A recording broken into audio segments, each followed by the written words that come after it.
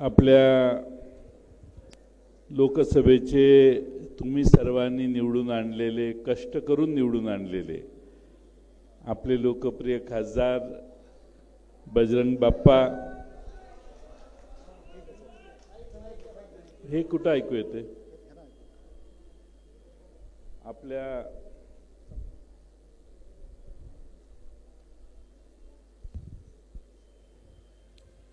कष्ट करून निवडून आणलेले आपले खासदार बजरंग बाप्पा जिल्ह्याचे, आता येतोय का आवाज? तुम्ही आता नवीन आलेला आहे त्यामुळे बाहेरच्या आवाजापेक्षा आतला आवाज वाढायला जरा वेळ लागेल. आमदार जिल्हा अध्यक्ष आपले संदीप क्षीरसागरजी, माजी आमदार दरेकर नाना, माजी आमदार उषाताई दराडे,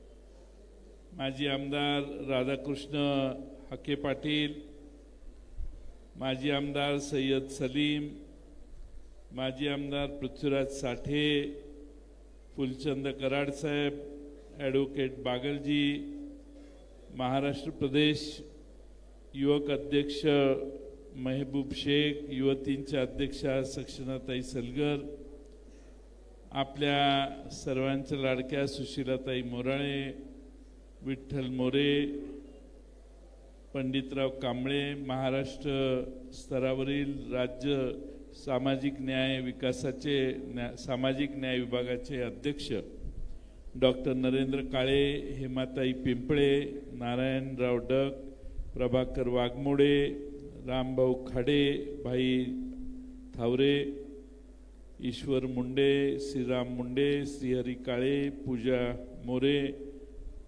देशमुखताई, विद्याताई जाधव, सर्व तालुका अध्यक्ष पदाधिकारी आणि मोठ्या संख्येने उपस्थित असणारे, बाहेर थांबलेले आणि आत बसलेले हे सर्व मान्यवर आणि बंधू भगिनींनो, सर्वांनीच सर्व विषय बोलून झालेले आहेत. त्यामुळे मी काही फार बोलायची आवश्यकता आहे असं मला वाटत नाही.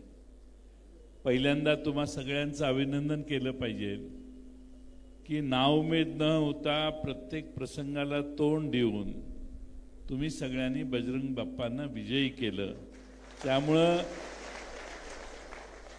शरद पवार साहेबांच्या विचाराशी एकनिष्ठ असणाऱ्या आजच्या कार्यक्रमाचं नावच असं आहे, निष्ठावंत कार्यकर्ता मेळावा. त्यामुळं पवार साहेबांच्यावर हा जिल्हा किती प्रेम करतो हे पुन्हा एकदा या जिल्ह्याने महाराष्ट्राला दाखवून दिलेलं आहे.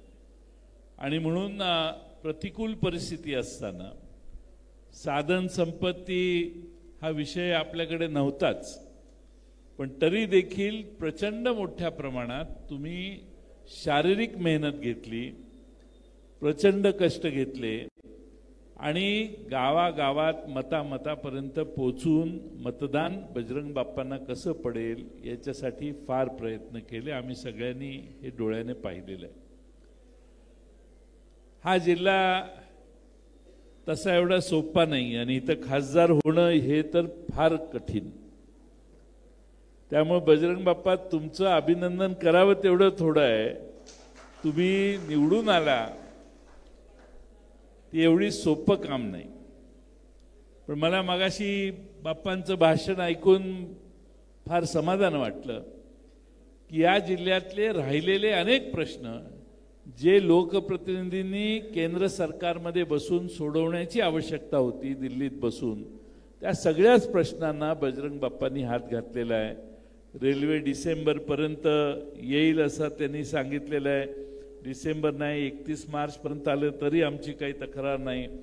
पण रेल्वे येणं हे फार महत्त्वाचं होतं, ज्याच्यासाठी तुम्ही बैठका घेऊन आता सपाटा सुरू केलेला आहे. या जिल्ह्यातल्या पाण्याचा प्रश्न देखील आपल्याला पुढे सोडवायचा आहे. मराठवाड्यात पाण्याचं प्रचंड दुर्भिक्ष आहे याची मला जाणीव आहे.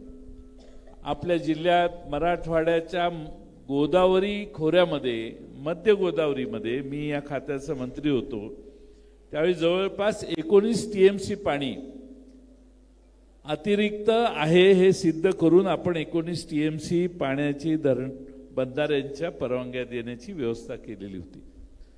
तसं नांदेडच्या पलीकडे वाहत पुढे जाणारं पाणी जे आपल्या हक्काचं होतं, जे आपण वापरत नव्हतो, असे जवळपास 44 TMC पाणी रिव्हर्स आणावं अशा देखील योजना त्यावेळी मी पुढाकार घेऊन प्रस्तावित केलेल्या, त्यालाही हळूहळू मूर्त स्वरूप येईल।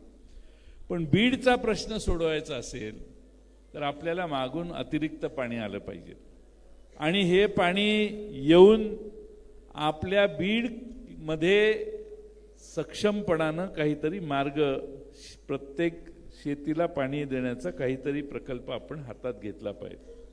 आणि म्हणून मी या खात्याचा मंत्री असताना लातूर जिल्ह्यातल्या लोकप्रतिनिधींची माझी बैठक झालेली, बीडलाही सगळ्यांची बैठक झालेली आणि आम्ही आमच्या जाहीरनाम्यात आपल्याला सांगू, पण आपण जर बीडचं परिस्थिती बदल करायची असेल तर पाणी या जिल्ह्यामध्ये माजलगाव धरणात जेवढं आहे तेच मेजर, बाकी आपल्याकडे तसं विशेष पाणी नाही। आणि म्हणून नाशिक जिल्ह्यामध्ये वळण बंधारे बांधण्याचं काम अधिक वेगानं करणं, अतिरिक्त पाणी गोदावरी खोऱ्यात आणणं आणि गोदावरी खोऱ्यात आलेल्या पाण्यावर आपला हक्क निर्माण करणं आणि ते पाणी बीड जिल्ह्यामध्ये आणणं, हे 2-3 पावलं की आपण टाकण्याची आवश्यकता आहे। त्याचा भरपूर अभ्यास केलेला आपलं सरकारच गेलं म्हणून थोडासा अडथळा झाला, पण भविष्य काळात या गोष्टी बजरंग बाप्पा आपण करू। कारण बीड जिल्ह्याला जे शक्य असेल, आता आष्टीची एक योजना तिकडनं आपण गती दिली, ती पण तिकडं कृष्णा खोऱ्यातलं पाणी इकडं आणण्याचं जे काम आहे त्यात आष्टीला प्रचंड म्हणजे असंच टेंडर काढून ठेवलेलं होतं, पण पुढं काहीच झालेलं नव्हतं। मध्येच एक काम ठरलेलं, मागच्या पाईपलाईनचं काम नाही, त्याचा निर्णय नाही, बरेचसे प्रश्न असे अनुत्तरित होते, ते सगळे प्रश्न आम्ही सोडवले। त्यामुळे आता तिथं कुठंतरी प्रकल्प पूर्ण होण्याच्यासाठी मार्गस्थ लागलाय। 1-2 वर्षात ते काम चालू झालं, ते मार्गस्थ लागलाय आणि त्या पुढच्या 2-3 वर्षात तोही प्रकल्प पूर्ण होईल। आता कृष्णा खोऱ्याचं पाणी इकडं उस्मानाबाद जिल्ह्यात 1 आणि 2 योजना या उस्मानाबाद जिल्ह्यात पाणी नेण्याच्या तिकडं आपण काढलेल्या होत्या, त्याही अशाच थांबलेल्या होत्या। त्यातले फक्त ठळक कामाची टेंडर दिलेली, परत कोणाचं लक्षच नव्हतं। ते सगळं दुरुस्त करून त्या दोन्ही कामांना गती दिल्यामुळं आता माझा विश्वास आहे की उस्मानाबाद जिल्ह्यात देखील जवळपास सगळ्या तालुक्यात पाणी जाईल। 1-2 तालुक्यात जरा कमी जातंय, पण ऑलमोस्ट सगळ्या तालुक्यामध्ये इरिगेशन पोचतंय, कृष्णेचं पाणी पोचणार आहे। आणि उस्मानाबाद जिल्हा आज जसा दिसतो 2-2.5 वर्षानं तसा दिसणार नाही। सुजलाम सुफलाम अधिक संपन्न असणारा जिल्हा उस्मानाबाद जिल्हा आपल्या समोर येईल। तीच परिस्थिती आपल्याला आपल्या जिल्ह्यात इथं करायची आहे आणि म्हणून मी बाप्पांच्या प्रचाराच्या भाषणातही याचा उल्लेख केलेला। आणि पुढं आपल्याला जर हे सगळं करायचं असेल तर महाराष्ट्र सरकार देखील आपलं आणण्याचं काम आपण करूया। आज जिल्ह्यामध्ये 5-6 आमदार तुम्ही देता, 6 आमदार देत असताना मागच्या वेळी चांगलं यश तुम्ही पवार साहेबांच्या मागे उभा केलं, यावेळी देखील पवार साहेबांच्या मागे हेच यश उभा करण्याची जबाबदारी तुम्हा आम्हा सर्वांची आहे। लोकसभेच्या निवडणुका झाल्या, त्याची पार्श्वभूमी कदाचित वेगळी असेल, पण विधानसभेच्या निवडणुका होत असताना ती तर पार्श्वभूमी आहेच, पण त्याचबरोबर आम्ही सत्तेवर आल्यावर विकास काय करणार हेही महाराष्ट्रात आणि आपल्या जिल्ह्यामध्ये आपण लोकांना सांगितलं पाहिजे। त्यामुळं येणारी निवडणूक ही विकासावर देखील मतं मागणारी निवडणूक असली पाहिजे। सगळ्यात महत्त्वाचा भाग आहे आणि तो म्हणजे आपण या जिल्ह्यामध्ये काम करत असताना बऱ्याच ठिकाणी आपण सगळ्यांनी बारकाईनं लक्ष घातलं तर यश मिळू शकतं अशी माझी पूर्ण खात्री आहे। त्यामुळं तिकीट कोणाला मिळणार याविषयी फार स्पर्धा कुठं जास्त नाही आहे, आपण यावेळी मी तुम्हाला भेटायला का आलोय तर इथनं शिष्टमंडळ मुंबईला जाणं आणि प्रत्येकाने आपापले समर्थक घेऊन मुंबईला येणं हे मला काही योग्य वाटत नाही. आपल्या पक्षाला मी आणि पवार साहेबांनी बसून एकत्रित विचार केला आणि आम्ही ठरवलं की तुमच्या जिल्ह्यात येऊन तुम्हाला कुणाला इच्छा काय आहे काय नाही हे भेटण्यासाठी मीच स्वतः जातो. म्हणून सगळी जिथं जास्त उमेदवार आपण लढतोय त्या ठिकाणी पहिले हे दौरे आम्ही पूर्ण केले. पुढच्या काळात आणखीन एक 4-5 जिल्हे मी करणार आहे आणि त्यामुळं तुम्हाला कुणाला निवडणुकीला उभा राहायचंय त्यांनी इच्छा व्यक्त करायला आपल्या पक्षामध्ये बंदी नाही. पण त्याने इच्छा व्यक्त केली म्हणून मी नाराज हे डोक्यातनं काढा. आपण मेरिटनं लोकांच्या जो लोकप्रिय आहे त्यालाच उमेदवारी दिली पाहिजे. निवडणुकीच्या राजकारणामध्ये आपल्याला हा माझ्या जवळचा आहे तो माझ्या जवळचा आहे म्हणून आपल्याला वाटायला जे काही 288 पैकी आघाडीत जागा मिळणार आहेत त्या सगळ्याच्या सगळ्या निवडून आणण्याचं काम आपल्याला भविष्यात करायचं. त्यामुळं जागा पडण्यासाठी घ्यायची नाही. जो उभा करायचा तो निवडूनच आला पाहिजे आणि त्याचं बऱ्यापैकी संशोधन आता मागच्या वेळी सुशीलाताई मोराळे कुठे गेल्या त्या मला लय शिव्या देत असतील मनातनं. हे राजाराम बापूंचा पोरगा आम्हाला वाटलं आम्हाला काय मदत करेल पण बोंबल्याला ह्यानंच आमची वाट लावली असं मनात असणार. कळलं का? ते काय फार माझं कौतुक करत नाही मागं बसल्यात ते शिव्या देत असणार. पण बऱ्याच जणांनी मी ताईंचं का नाव घेतलं त्या रागवणार नाहीत म्हणून. नरेंद्र काळे आमचे इच्छुक होते. 5-7 जणांनी बरेच जण इच्छुक होते. पण आपण फार सायंटिफिकली सिस्टमॅटिकली तपासत या निष्कर्षाला आलो की बजरंग बाप्पांनाच उमेदवारी दिली पाहिजे. आणि बराच विचार करून प्रत्येक तालुक्यातला चाचपणी करून अंदाज काढून मग आपण बजरंग बाप्पांना उमेदवारी दिली. तुम्ही असं समजू नका की बजरंग बाप्पा आले आणि आपण त्यांना चटकन उमेदवारी दिली. त्याचं संशोधन बरंच आधी चाललेलं आणि मग बजरंग बाप्पांना प्रवेश घेतल्यानंतर अजून एकदाच परत चाचपणी केली सगळ्या इच्छुकांची केली आणि मग आम्हाला असं वाटलं की बेस्ट कॅन्डिडेट बजरंग बाप्पा आहेत की जे पुढं निवडून येऊ शकतील. आज आपल्या सगळ्यांना माझी विनंती आहे की ही निवडणूक लोकसभेची तुमच्या प्रयत्नानं यशस्वी आपली झाली. तसेच आपल्याला या जिल्ह्यामध्ये विधानसभा देखील सगळ्या जिंकायच्या आहेत. काही अशक्य नाही. बाप्पा निवडून आले तसं प्रत्येक विधानसभेत देखील इतिहास घडवण्याचं काम हे तुम्हा आम्हा सगळ्यांना करता येईल. आणि म्हणून या जिल्ह्यामध्ये जेवढे आपण उमेदवार उभे करणार आहोत जवळपास सर्वच एखाद दुसरी जागा इकडं तिकडं जवळपास सगळीकडेच आपण उमेदवार उभे करणार आहोत. त्या सर्व ठिकाणी महाविकास आघाडीचा अजून निर्णय झालेला नाही. तो झाल्यानंतर ते अंतिम जाहीर होईल. पण जेव्हा जिथं जिथं आपण लढू तिथं सीट निवडून आली पाहिजे.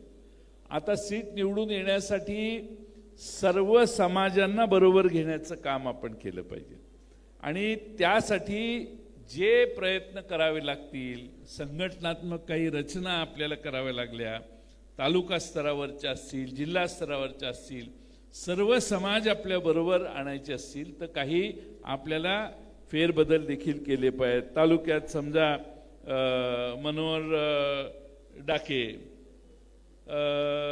च्या ऐवजी त्यांच्याऐवजी दुसरा एखादा आपल्याला करायला लागला समजा माजलगावला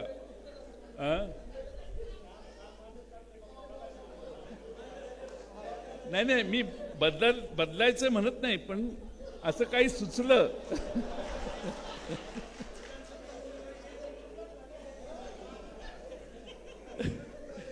मी विनोद केला खरं नाही काय असं काय आपला विचार नाही पण मी सांगितलं की आपल्याला बेरजेचं राजकारण जास्त महत्त्वाचं असतं. पण बेरजेच्या राजकारणात कोणी पाकच सोडून गेलेला आहे त्याला आणून डोक्यावर बसवा असाही आपला उद्देश नाही. पण आपल्याला प्रत्येक मतदारसंघ जिंकायचा हे आपण सगळ्यांनी लक्षात ठेवा. महाराष्ट्रामध्ये आपण पवार साहेबांच्या नेतृत्वाखाली काम करतोय. मगाशी सांगण्यात आलं की 10 पैकी 8 जागा आपण जिंकल्या. त्या कशा जिंकल्या? तर त्या भागातल्या कार्यकर्त्यांनी प्रयत्न केले आणि महाविकास आघाडीच्या आपल्या दुसऱ्या 2 घटकांनी देखील आपल्याला सहकार्य केलं. त्यांचे उमेदवार जिथे होते तिथं आपल्या पक्षाने देखील त्यांना सहकार्य केलं. आणि म्हणून माझी आपणाला विनंती आहे की या निवडणुका आता फक्त 2 महिन्यात होणार आहेत. 2 महिन्यात होणार आहेत. आणि मागच्या वेळी आपण बघितलं की लोकांचे काही महत्त्वाचे प्रश्न आहेत जे महाराष्ट्र सरकारला सोडवता आले नाही. एक पीक विम्याचा प्रश्न आहे. सरकारने 1 रुपयात विमा काढू म्हणून सांगितलं, पण ह्याच्यात गौडबंगाल असं आहे की राज्य सरकार हजारो कोटी रुपये पीक विमा कंपनीला देतं आणि पीक विमा कंपनी शेतकऱ्यांना पैसे देत नाही. नुकसान झालं, अवकाळी पाऊस आला, संकट आलं तर ज्याच्यासाठी पीक विमा काढलेला आहे तो परतावा शेतकऱ्याकडे येत नाही. याच्यात गौडबंगाल असं आहे की सगळ्यांचेच हात ओले होतात. सरकार तिकडं पीक विमाचे प्रीमियम भरतो, तो प्रत्येक कंपनीला काही शेकड्याने असतो. एखाद्या कंपनीने 1000 कोटी रुपये जर पीक विम्याचा प्रीमियम घेतला असेल महाराष्ट्रात आणि संकट आलं तर किमान 700, 750, 800 कोटी तर मागे आले पाहिजेत. पण ही रक्कम 50-60 कोटीच्या वर, 70-80 कोटीच्या वर, 100-125 कोटीच्या वर जात नाही. का जात नाही? तर त्यांचे जे अटी आहेत त्या अटी अशा यांनी ठेवलेल्या आहेत की ज्यामुळे शेतकऱ्याला पैसे मिळणारच नाही तशी व्यवस्था केलेली आहे. आणि त्याच्यात सगळं सरकारची बाजू जी आहे ती त्यांना सामील असल्यामुळं आपलं हे पीक विम्याचं कधी फायदा शेतकऱ्याला मिळत नाही. आजही महाराष्ट्रात काही वेगळी अवस्था नाही. कांद्याच्या निर्यातीत काय झालं? आता 40% निर्यातीवर कर आहे. भारतामध्ये कुठल्या उद्योगातल्या प्रॉडक्टला निर्यातीवर कर नाही, पण कांद्यावर निर्यातीवर कर आहे. ठीक आहे. आता 40% निर्यातीवर कर असल्यामुळं काय झालं? पाकिस्तानच्या कांद्याला जगात चांगली मागणी आली. भारतातल्या कांद्याला मारायचं आणि पाकिस्तानच्या कांद्याला जिवंत करायचं पाप हे केंद्र सरकारच्या 40% निर्यात कर या धोरणामुळे आज आपल्या सगळ्यांना अनुभवायला आले. आता निवडणूक जवळ आली आहे म्हणून एखाद्या वेळी निवडणुकीपुरतं कर कमी करतील वगैरे काहीतरी करतीलच. कारण निवडणुकीत आता काय कपडे काढून द्यायला तयार आहेत, काय प्रॉब्लेम नाही. त्यामुळे कांदा निर्यात हा एक प्रश्न असा आहे की आपल्या देशातल्या कांद्याला डिमांड बाहेर कमी आहे कारण महाग झाला आणि पाकिस्तानचा कांदा निर्यातीवर कोणताही कर नसल्यामुळं फार सहजासहजी आंतरराष्ट्रीय बाजारपेठेत विकला जातोय हे आपण सगळ्यांनी लक्षात घ्या. खरं म्हणजे आपल्याला काल परवा केंद्र सरकारने बजेट मांडलं. बजेट मांडल्यावर महाराष्ट्राच्या तोंडाला पानं पुसली हे तुम्ही सगळ्यांनी बघितलं. काय बजेटमध्ये महाराष्ट्राला मिळालं? पण महाराष्ट्राच्या ऐवजी बिहारला 58,900 कोटी म्हणजे 59,000 कोटी रुपये मोदी साहेबांनी दिले. आंध्र प्रदेशला 15,000 कोटी रुपये दिले आणि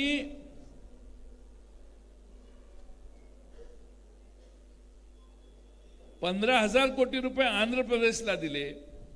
महाराष्ट्राला काय दिलं? महाराष्ट्राला काही मिळालं नाही म्हणून बोंबाबोंब झाल्यावर राज्याचे उपमुख्यमंत्री देवेंद्र फडणवीस साहेबांनी लगेच स्टेटमेंट दिलं, नाही नाही नाही नाही महाराष्ट्राला दिलेलं आहे, महाराष्ट्राला दिलेलं आहे. म्हणून त्यांनी सांगितलेल्या आकड्यांची बेरीज 7,545 कोटी होती. आता हे 7,545 कोटी मध्ये रकमा काय वाचतो? मुंबई मेट्रोला 1,087 कोटी हे ऑनगोईंग प्रोजेक्ट आहेत, नवीन कौतुक काही नाही आहे.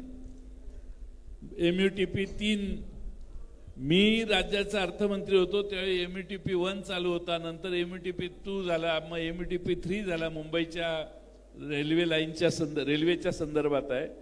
MUTP 3 मध्ये ऑनगोईंग प्रोजेक्ट आहे, 908 कोटी रुपये पूर्वीपासून चालत आलेला हा प्रकल्प आहे.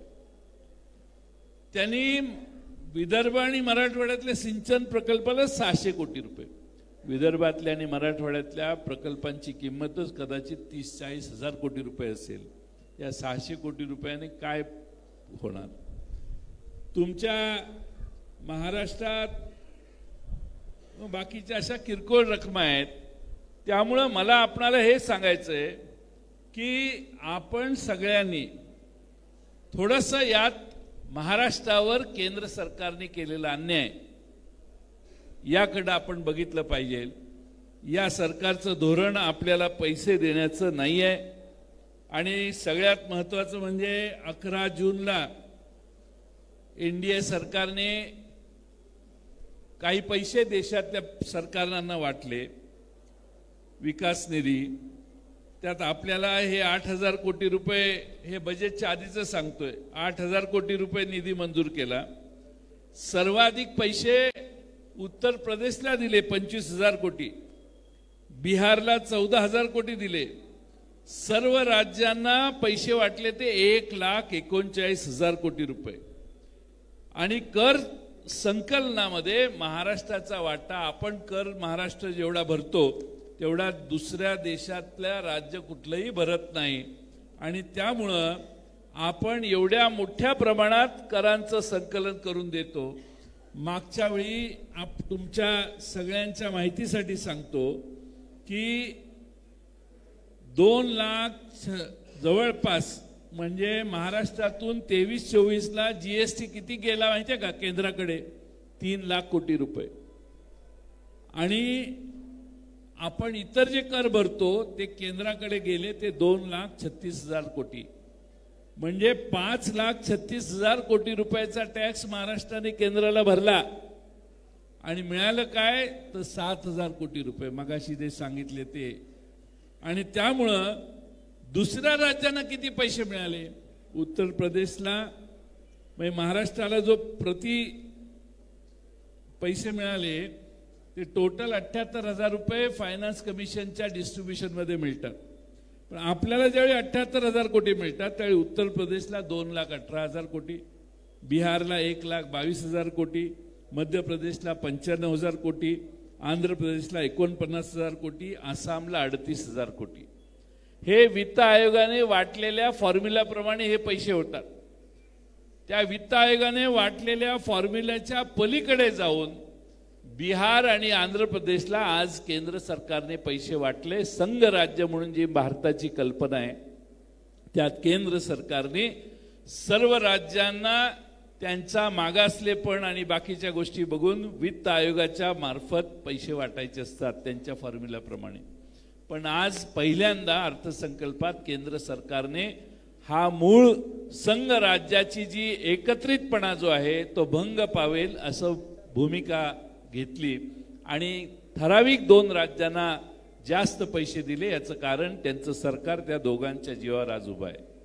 आणि म्हणून आपण महाराष्ट्रात प्रकल्प आपल्या राज्यातून बाहेर जातात तेही आम्ही सहन करायचं. तो फॉक्सकॉन गेला, ते एअरबसचा प्रकल्प गुजरातला गेला, अजून 4-6 प्रकल्प गुजरातला यांनी पळवले. आम्ही गप्प बसलोय. आम्ही म्हणजे आमचं सरकार काही त्याच्यावर करत नाही.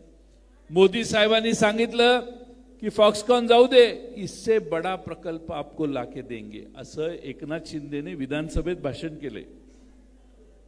एकनाथ शिंदेने असं सांगितलं की मोदी साहेबांनी सांगितले ये तो बहुत कम है, इससे बड़ा प्रकल्प आएगा. पण लोकसभा झाली तरी असा प्रकल्प महाराष्ट्रात आलेला नाही. आणि त्यामुळं आपल्याला महाराष्ट्र लुटण्याची भूमिका जर असेल आणि परत मोदी आणि शहा महाराष्ट्रात येऊन शरद पवार साहेबांनाच शिव्याशाप देण्याचं काम करत असतील तर स्वाभिमानी महाराष्ट्राने पुन्हा एकदा या जोडीला आपल्या महाराष्ट्राचा स्वाभिमानी बाणा दाखवायला पाहिजे. आणि तीच अपेक्षा मी तुम्हा सर्वांच्याकडून करतो. वेळ बराच झालेला आहे पण आपल्या महाराष्ट्रामध्ये खरं म्हणजे तुम्ही कुठल्या रस्त्यावरून येता मला माहीत नाही, पण रस्ते कसे होतात, किती पैसा सरकार खर्च करते याची एक छोटीशी माहिती देतो आणि माझं भाषण पूर्ण करतो. 2024च्या बाप्पांची निवडणूक झाली ना, त्यावेळी MSRDCने 6 एक्सप्रेस कॉरिडॉर्स जाहीर केले. लोकसभेच्या निवडणुकीच्या जस्ट आधी 90,000 कोटी रुपयाचे रस्ते बांधायचं ठरवलं सरकारने. आपल्या मराठवाड्यातला जालना नांदेड एक्सप्रेसवे 184 किलोमीटर लांबीचा रस्ता आहे. याचं 11,441 कोटीला टेंडर काढलं होतं. आता टेंडर 2% 4% मागं पुढं होतं, पण 11,441 कोटीचं टेंडर 4,000 कोटी रुपये वाढवून 15,464 कोटी रुपयाला देण्यात आलं. म्हणजे जे काम 11,441 कोटी एस्टिमेटचं होतं ते 15,464 कोटीला यांनी दिलं. आणि कॉन्ट्रॅक्ट कुणाला दिलं तर रोडवे नावाच्या एका ब्लॅकलिस्ट झालेल्या कंपनीला दिलं. पण ठीक आहे, 1 किलोमीटर तुम्ही गावाकडे रस्ता करता. आता बरेच जण पूर्वी जिल्हा परिषद वगैरे काम करत असतील. इथं 1 किलोमीटरला किती खर्च यावा काही तुम्हाला अंदाज?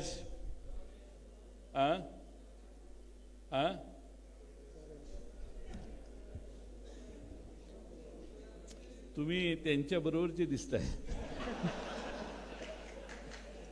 1 किलोमीटर रस्ता बनवण्यासाठी 83 कोटी रुपये खर्च येणार आहे. 1 किलोमीटर. आता 6 एक्सप्रेसवे मधला अजून एक रस्ता आहे, विरार ते Alibag multi modal corridor. Tender होतं 20,000 कोटीचं. आता 20,000 कोटीचं टेंडर 26,000 कोटी रुपयाला यांनी दिलं. आता 26,000 कोटीला टेंडर दिलं. आता 1 किलोमीटर तुम्ही काय बोलू नका, तुम्ही माझं भाषण ऐकलेलं दिसते काल. तर 1 किलोमीटर रस्त्याला किती खर्च येईल आता सांगा.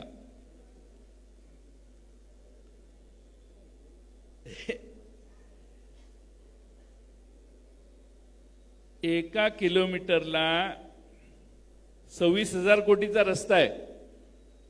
काय इन्कम टॅक्स ED काय लागणार नाही, तुम्ही आकडा कुठलाही सांगा. या 96 किलोमीटरच्या रस्त्याला 273 कोटी रुपये 1 किलोमीटरला सरकार खर्च करणार आहे. 1 किलोमीटरला 273 कोटी. मध्ये एक पृथ्वी ते चंद्र अंतर आहे 3,84,000 किलोमीटर.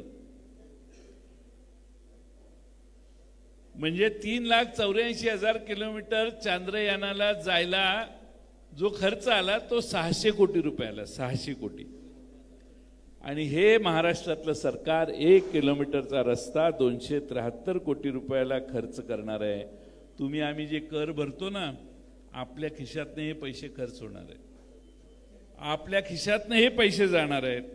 आणि त्यामुळं ही जी 90,000 कोटी रुपयाची कामं मगाशी सांगितली ना, ती कुणाला दिली आहेत?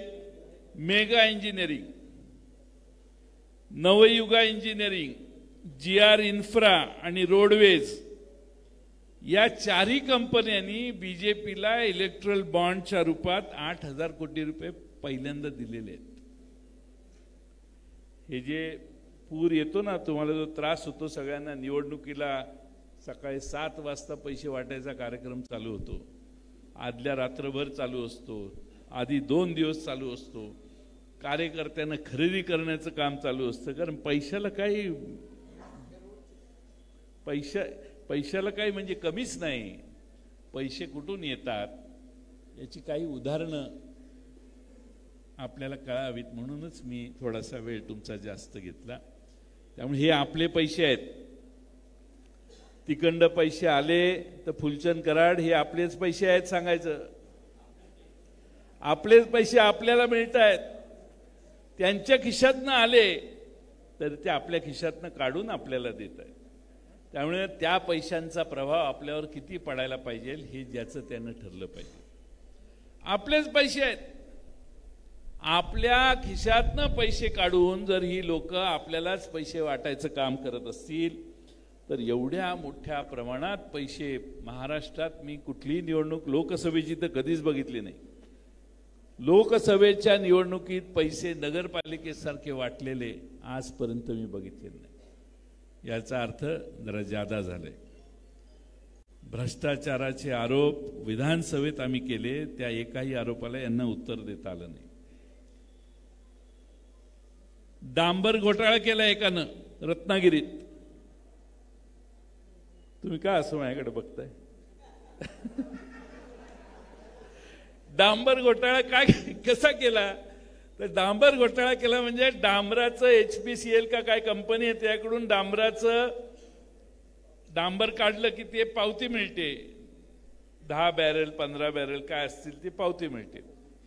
तीच पावती राष्ट्रीय महामार्गाच्या कामात दाखवायची, तीच पावती MIDCच्या कामात दाखवायची, तीच पावती रत्नागिरी नगरपालिकेच्या कामात दाखवायची. डांबर टाकायचंच नाही, फक्त पावत्या दाखवायच्या आणि बिलं काढायची. त्यामुळं पाऊस पडल्यावर रस्ते खराब का होतात याचं कारण हे आहे. सगळीच बेईमानी हो. मी हे विधानसभेत काढलं, उत्तर द्यायची ताकद झाली नाही. मायनी नावाचं सातारा जिल्ह्यात एक गाव आहे, तिथं मेडिकल कॉलेज एकानं काढलं, ते तिथल्या भाजपच्या आमदाराच्या ताब्यात आहे. काय प्रताप केला भाजपच्या आमदारानं? मेलेल्या माणसाला ऍडमिट केलं. माणसाला नाही, माणसांना, अनेक माणसांना. माणूस संदीप क्षीरसागर मेलेला आहे, त्याचं सर्टिफिकेट, डेथ सर्टिफिकेट आहे, त्यानंतर तो हॉस्पिटलमध्ये ऍडमिट झाला असं रेकॉर्ड आहे. त्याच्यावर कोरोनाची सगळी ट्रीटमेंट झाल्याचं रेकॉर्ड आहे. त्यानंतर तो बरा झाल्याचं रेकॉर्ड आहे. आणि योजनेत घरी पोचवायला 50 रुपये होते म्हणून 50 रुपयात त्याला घरपोच केलेला आहे असंही रेकॉर्ड आहे. म्हणजे ते 50 रुपये घरी पाठवायचे पण यांनी सोडले नाही. म्हणजे माणसाला 50-60 कोटीचा भ्रष्टाचार आहे. राजेश टोपेंनी त्याची चौकशी लावलेली, आपलं सरकार गेलं नाही तर तो आमदारच आत गेला असता. या सरकारने ही चौकशी दाबली.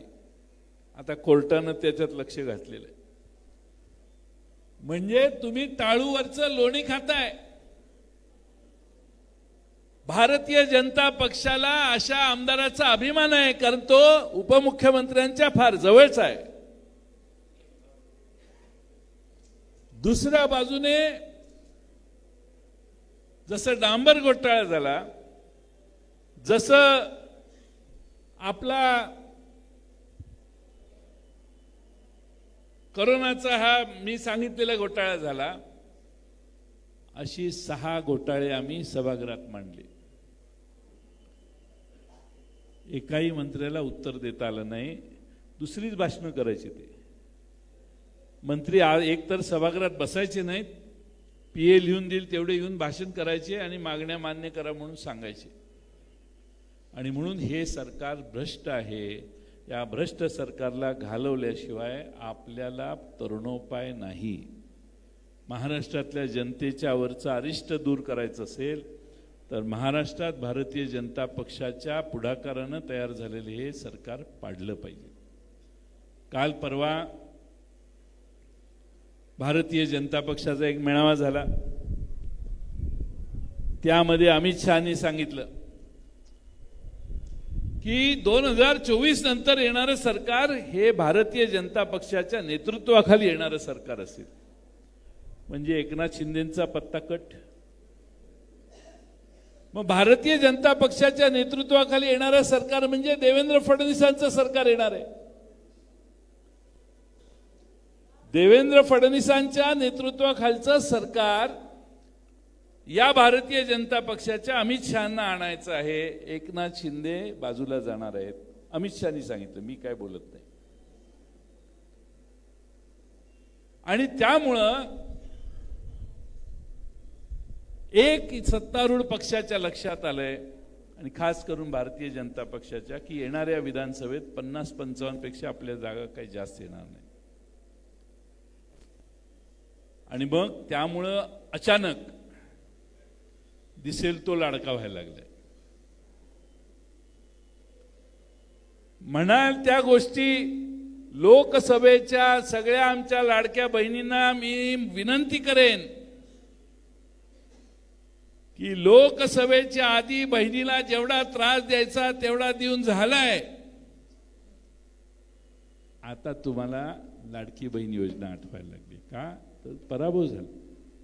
महाराष्ट्रात भारतीय जनता पक्षाच्या 9 जागा निवडून आले. एकनाथ शिंदे 7 वर आले. बाकीच्यांच्याविषयी मी काही बोलत नाही.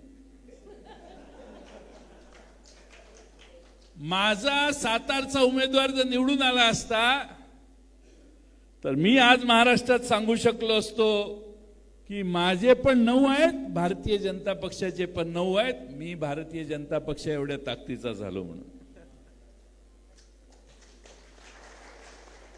तो सातारचा उमेदवार निवडून आल्यातच आहे. ती पिपाणीवर आमची 37,000 मतं गेली आणि 35,000 आपली सीट पडली. 28 पैकी 9 आले. सांगण्याचा मुद्दा असा की महाराष्ट्रात भारतीय जनता पक्षाला नाकारण्यात आलेलं आहे. महाराष्ट्रातली जनता आम्ही जेव्हा जेव्हा जिथं जिथं सर्वेक्षण केली तिथं मोदी साहेबांच्या बद्दल थोडी तरी अप्रुव्हल होतं. ठीक आहे, 52, 56, 55%. पण महाराष्ट्र सरकारच्या या त्रिकुटांच्या सरकारबद्दल महाराष्ट्रात अप्रुव्हल किती होतं? 37 आणि 32 आणि 35%. ह्याच्या पलीकडे नाही गेले. 60-65% जनता यांच्यावर सर्व महाराष्ट्रातली नाराज आहे. त्यामुळं तुम्ही लोकसभेत 158 जागेत महाराष्ट्रात राष्ट्रवादी काँग्रेस आपल्या महाविकास आघाडीचा विजय होणार हे डोक्यातून काढा. हा आकडा मिळालेल्या मतावर आहे, पण महाराष्ट्र सरकारच्या कामगिरीवर नाराज असणारी जनता याच्यापेक्षा जास्त आहे. मोदी मोदी म्हणून थोडी बहुत जास्त मतं यावेळी पडली, पण पुढच्या वेळी तीही मतं पडणार नाहीत. आणि म्हणून महाराष्ट्रात महाविकास आघाडी ही दरेकर नाना 175 पेक्षा जास्त आमदार निवडून येणार आहे. हे मी आपल्या सगळ्यांना विनंतीपूर्वक सांगतो. आणि म्हणून आपल्याला निवडणुकीची तयारी करा. लोक आपल्या बरोबर आहेत, लोकांचा आशीर्वाद बरोबर आहे. महाराष्ट्रात भ्रष्टाचार मुक्त सरकार, प्रामाणिक आणि निष्ठेनं काम करणारे सरकार, शेतकरी, शेतमजूर, अल्पसंख्याक आणि आमच्या सगळ्या वेगवेगळे समाजातले जे घटक आहेत, सामाजिक न्यायाचे घटक असतील, त्या सगळ्यांना न्याय देण्याची भूमिका महाविकास आघाडीची राहणार आहे. त्यामुळे तुम्ही चिंता करू नका. आम्ही ठामपणानं या महाराष्ट्राचा कारभार आखताना महाराष्ट्र सरकार या राज्यातल्या सगळ्यांना समतेचा विश्वास निर्माण करून देईल आणि गुण्यागोविंदाने पुन्हा एकदा आपल्या सर्व जाती धर्मातली लोक महाराष्ट्रात नांदतील. काही लोकांनी महाराष्ट्रात सत्तेत आल्यापासून महाराष्ट्रात भांडणं लावण्याचा उद्योग केलेला आहे. भांडणं लावून एकाने एकाशी बोलायचं आणि दुसऱ्याने एकाशी बोलायचं. दोघांनी एकत्रित बसून चर्चा करायचा कधीच विषय काढला नाही. मुख्यमंत्र्यांनी एका घटकाशी बोलायचं, उपमुख्यमंत्र्यांनी दुसऱ्या घटकाशी बोलायचं आणि दोघांनाही तरंगत ठेवायचं, म्हणजे ताटकळत ठेवायचं. आमची अपेक्षा आहे. सारखे हे लोक म्हणतात की सरकार विरोधी पक्षाने आपली भूमिका सांगावी. अरे बेट्यानो, आता तुमची भूमिका सांगायचा टाइम आला. इलेक्शन संपत आला आता आणि तुम्ही ज्यांना आश्वासनं दिलेली आहेत ते वाट बघताय तुमच्या निर्णयाची. आम्ही सरकारला सांगतोय निर्णय घ्या आणि योग्य तो निर्णय घ्या आणि न्याय देण्याचं काम करा. तुम्ही आश्वासनं जी काही दिलेली असतील, जे काही खाजगी तुम्ही बोलला असाल ते तरी जाहीर करा. काहीच विरोधी पक्षाला विश्वासात घ्यायचं नाही. विरोधी पक्षाला विश्वासात न घेता सांगायचं या मीटिंगला चर्चा करू. आणि मीटिंग कसली? आरक्षणाबाबत मीटिंग. त्या आरक्षणाच्या बाबतीतल्या मीटिंगला बोलवायच्या आधी 2 मीटिंग अशा झाल्या की ज्याच्यात आम्ही आमची मतं मांडलेली आहेत. आम्ही विचारलं काही मुद्दा आहे का, काही प्रस्ताव आहे का, काही निर्णय घेतलाय का तुम्ही, ज्या कशासाठी मीटिंग बोलवताय तुम्ही? मागचे 4 महिने ज्यांच्यावर चर्चा केल्या त्या स्पष्टपणानं आमच्या विरोधी पक्ष नेत्यांना तरी सांगा दोन्ही सभागृहाच्या. पण हे काम झालं नाही. आणि म्हणून मी आपणा सगळ्यांना विनंती करेन, सरकारने आता निर्णय घेतला पाहिजे. पवार साहेबांनी आज सकाळी पण भूमिका व्यक्त केलेली आहे. पवार साहेबांनी शेवटी जाऊन एकनाथ शिंदेना त्यातला मध्य मार्ग सांगितलाय. कशा प्रकारे सगळ्यांना विश्वासात घेतलं पाहिजे हेही सांगितलंय. आणि पवार साहेबांनी हेही सांगितलंय की सरकार या सर्वांना विश्वासात घेण्यासाठी कमी पडलं ही वस्तुस्थिती आहे, नाही तर हा प्रश्न यापूर्वीच निघाला असता. आणि म्हणून माझी आपणा सगळ्यांना विनंती आहे की सर्वांना न्याय देण्याची भूमिका असली पाहिजे. आणि ती न्याय देत असताना सर्वांना विश्वासात घेण्याची प्रक्रिया जी महाराष्ट्र सरकारने करण्याची गरज होती, ती गरज आता तरी किमान उशीर झालेला आहे, पण ती पूर्ण सरकारने केली पाहिजे. समाजात तेढ निर्माण करणं ही महाराष्ट्राच्या प्रगतीसाठी सोयीचं नाही, एवढीच अपेक्षा या निमित्ताने मी व्यक्त करतो. मी महाराष्ट्रातल्या सगळ्या कार्यकर्त्यांना सगळ्यांना एक आव्हान केलेलं आहे, ते म्हणजे माझ्या स्वप्नातील महाराष्ट्र हे अभियान आहे, त्यात सगळ्यांनी सहभागी व्हावं. माझ्या स्वप्नातला महाराष्ट्र म्हणजे आम्ही सत्तेवर आलो तर महाविकास आघाडीने खास करून राष्ट्रवादी काँग्रेसकडून जनतेच्या काय अपेक्षा आहेत, सरकार कसं असलं पाहिजे याविषयी हे अभियान काम करणार आहे. मिस कॉल दिला की तुम्हाला एक फॉर्म येईल, त्या फॉर्मवर तुम्ही काही लिहून तुमच्या सूचना जर पक्षाला केल्या तर जाहीरनामा समिती आता केलेली आहे महाविकास आघाडीची, पण ही माहिती सगळी राष्ट्रवादी काँग्रेसकडे जाईल. आणि त्यातनं आपल्या मतदारसंघासाठी, आपल्या भागासाठी, जिल्ह्यासाठी, विभागासाठी, राज्यासाठी कोणती धोरणं घेतली पाहिजेत याची एक जंत्री आमच्याकडे तयार होईल. ती भविष्य काळात त्याचा आम्ही अनुकरण करण्याचा किंवा त्याचा अवलंब करण्याचा प्रयत्न करू. आज आपण सगळे मोठ्या प्रमाणात इथं आलात. जिल्हा अध्यक्षांनी तुम्हा सगळ्यांना इथं बसण्याची व्यवस्था केली, पण बरेच जण खाली आहे त्याची मला जाणीव आहे. त्यामुळं माझा येण्याचा मूळ हेतू तुमच्याशी संवाद साधणं आहे. त्यामुळं मी फक्त मतदारसंघाची नावं घेतो. मला आत कुठल्या मतदारसंघाचे जास्त आहे ते कळलं की मग तसं आपण कारवाई करू. इथं आता करायचं का नंतर? नाही, आता इथं आष्टी पाटोद्याची किती लोक आत आहेत?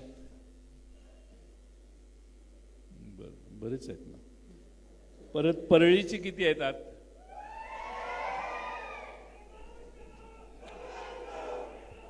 परळीची भाषा जरा वेगळी दिसते.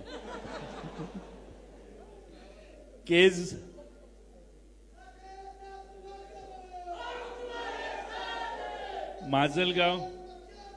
माजलगाव गेवराई आणि बीड